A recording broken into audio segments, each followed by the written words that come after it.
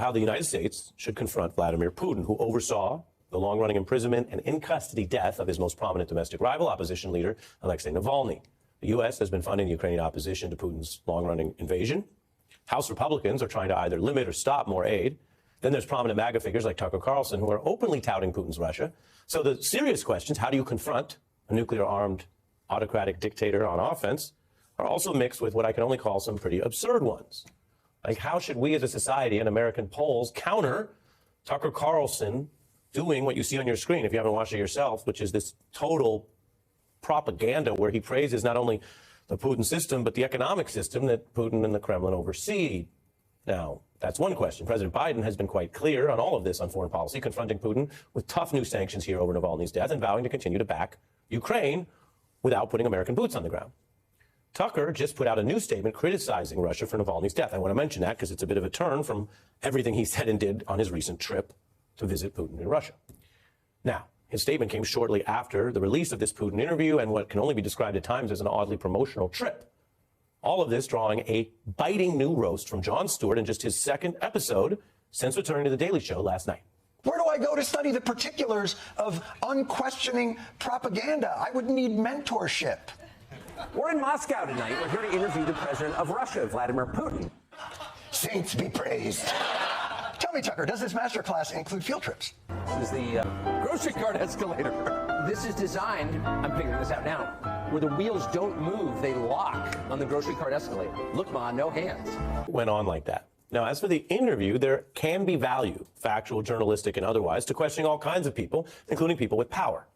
In this instance, Carlson did not question Putin very sharply or fact-check him very much. At times, Carlson even echoed some of the blatant lies and propaganda coming from Putin, a former KGB officer. One example I'm about to show you with comedy afterward, if you want to find a laugh amidst the horror. Tucker Carlson wrongly saying out loud, of course, when Putin lies about a pretty well-known fact, the fact that Germany started World War II. What if Putin starts saying like World War II was Poland's fault because they forced Hitler to invade them? I mean, what do you do with something like that? That's going to be hard. Well, this territory was transferred to Poland, and instead of Danzig, a city of Dansk emerged. Hitler asked them to give it amicably, but they refused. Of course.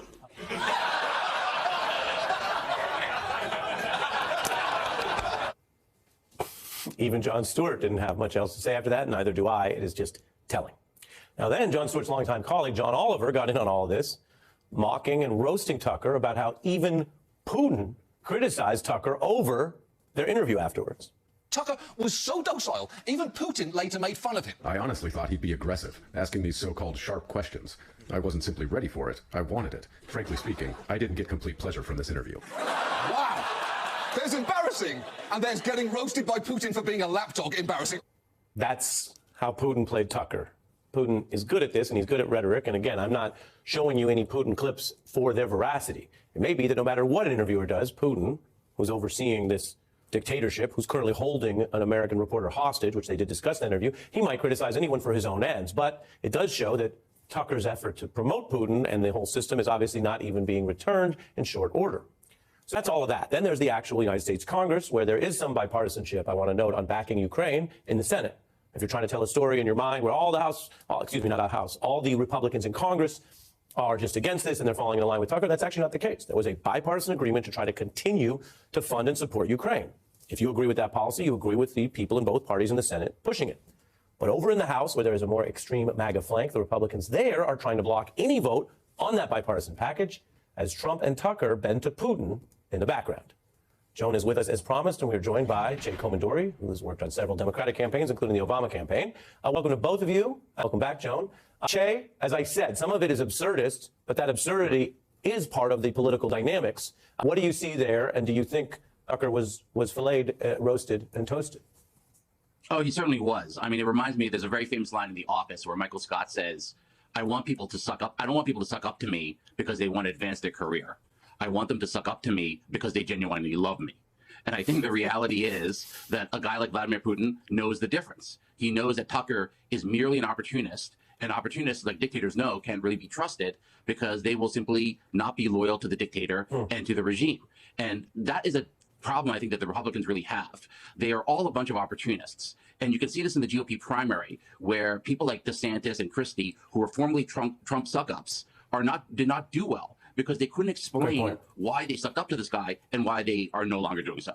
It's actually a great point, and you're taking it to some of the theatrics of our current MAGA politics. Joan, here we are at the table. I promised you your turn at this. It seemed like a rough run for Tucker there. It's a rough run for Tucker. I promised you that I would engage in some Schadenfreude. Tucker Freud. But it was almost sad to watch. I mean, he's been completely neutered. I mean, pushing that shopping cart is kind of the definition of being neutered. And being treated like that by Vladimir Putin, it made me just wish for the day when Putin does the same thing to Trump, because that day probably will come. Putin knows he owns these people, and he acts accordingly. You know, Tucker's been all about the end of manhood, masculinity in crisis. Testicle tanning might be the answer to that. I'm worried. I think Tucker is in crisis, and he has been for some time. And you're quoting sort of him in those suggestions and ads they have about the tanning. Yes, he did. He did a whole feature on the beauties of testicle tanning, and I was paid to watch it, Ari, and not paid enough. But as a journalist, yeah, you know, Jay, there's things you cover in journalism. I want to bring it back a notch because with regard to The Daily Show, there's a history here. I want to show the original one when the younger Jon Stewart confronted a very different Tucker Carlson, who was actually pitching a very different set of version of conservatism, a defenestration that many believe helped lead to the cancellation of that show. Take a look. You have a responsibility to the public discourse, and you fail miserably off of their marketing and strategy. Yeah, it's someone who watches your show and cannot take it anymore. How old are you? 35. And you wear a bow tie. Yeah, I do. So this is... I know. You're right. Let me just go. No, come on. And listen, I'm not suggesting that you're not a smart guy, because those are not easy to tie. Jay, was Jon Stewart right about Tucker then? Is he right now? And does it matter if someone who is this prominent in the MAGA world, who was only ousted in connection with the costly defamation loss for Fox, and who recently interviewed Trump, does it matter if this person is a fraud? Should people care? I think people definitely should care. And that scene you just showed is a crucial moment in the supervillain origin story of Tucker Carlson. Jon Stewart embarrassed and humiliated him. And why did he do so? Because Tucker Carlson at that time was a George W. Bush neocon. And that was what he was touting.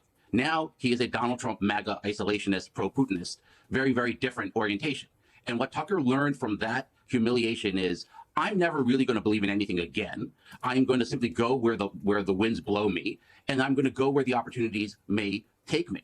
And that's exactly what has occurred, and that is why Tucker's a fraud. I mean, I'm only jumping in to say that you're reminding everyone the conservatism and republicanism that Tucker was then affiliated with were against these kind of dictators abroad. And this is not flip-flopping on some random niche issue. This is not, the wokeism stuff goes back and forth, but some of it could be reduced to kind of localized rhetoric. And politicians in both parties have been known sometimes to tack back and forth. This is not that.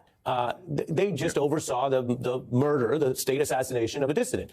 They just invaded a country for the largest land war in Europe. They're holding, as I mentioned, a Wall Street Journal reporter who many journalists have stood up for and said, that's wrong, the Biden administration's working on his release. I don't care the Wall Street Journal is owned by News Corp, which is owned by Fox, which has other people downplaying this. There's larger issues at stake. So when you look at that, what does it tell you that the Republican Party, part of it, I mentioned not some of the Senate, but part of it is taking cues from Tucker, who you say, on the evidence, doesn't stand for anything? Yeah, I mean, Tucker Carlson, when Jon Stewart did that, humiliated him, was in favor of invading countries that had dictators like Vladimir Putin in charge. And now he goes to those countries and says everything is great and we should follow the lead of this. And the reason this has happened, if you noticed, is because as the majority of Americans oppose Trump, Republicans oppose democracy. And Tucker understood that, and he simply went where the dictators are. Yes, that is, Joan gets the last word. Shay's reading on it is the darkest reading, probably the most disturbing reading, because you say, why does he need to go so far to justify this? And the worst possible answer, I want to be very careful, I can't say we can prove this yet, I can't say Tucker's admitted it, but the worst possible theory is to soften the ground for more of that stuff here at home in America. Oh, absolutely. He's been sucking up to Orban. I mean, he sucks up to dictators now. That's his thing. The one thing I just always like to leave people on a positive note. Sure, let's do it. There's been some karma that's come for Tucker. He's no longer over on Fox News broadcasting to millions and millions of people. He's got these narrow channels. He does get attention when he interviews Putin, for better or worse. But in general, he's not quite the toxic person in our culture with the wide reach that he was.